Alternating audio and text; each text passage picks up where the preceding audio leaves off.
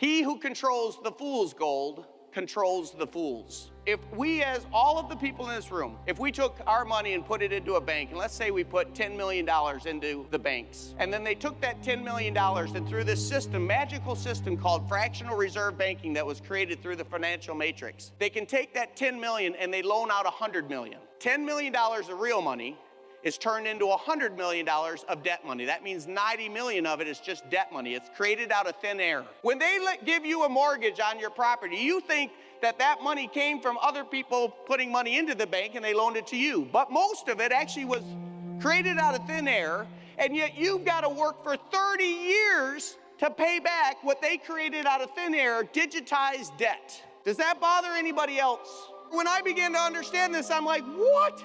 They loan us fool's gold, and we have to pay back in real gold. Can you just digitize money and send it back to them? First time I've seen the Wall Street Journal in a year. And I'm looking at that, and they're like, the best minds from the brightest schools are now sitting there. How much money are we going to create and put into the economy to stimulate the economy through quantitative easing, to make it easier for money to flow through the economy? It's something cool that doctorates discuss if you do it for the federal government and the banking system. If we as citizens were say, you know what? Let's tell the government we don't need their quantitative easing. Let's ease it ourselves and let's print monopoly money. You know, produce yourself $1 million, ease the economy, save the world. If we did it personally, we'd all be thrown in jail. They win the Nobel Prize for printing money. We get thrown in jail for printing money. Does anybody see a disparity there? That's because it's the matrix. If you're the ones in control, it's legal to do what you, as a citizen, it's illegal to do. Justice has no eyes.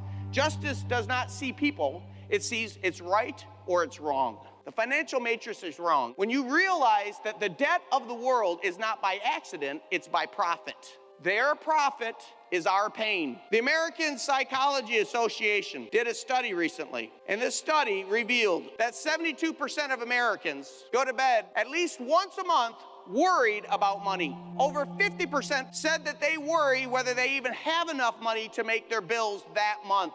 Is anybody else concerned when half the people in the United States of America, because of debt money, no longer have real asset money, and the value of the money changes at the will of those in power? Their statistics say that if you took a dollar bill, put it in a box and buried it, your grandfather did that, you come back 100 years later, pull that dollar out of the ground, what used to be able to buy a dollar's worth of value now buys 4 cents 100 years later.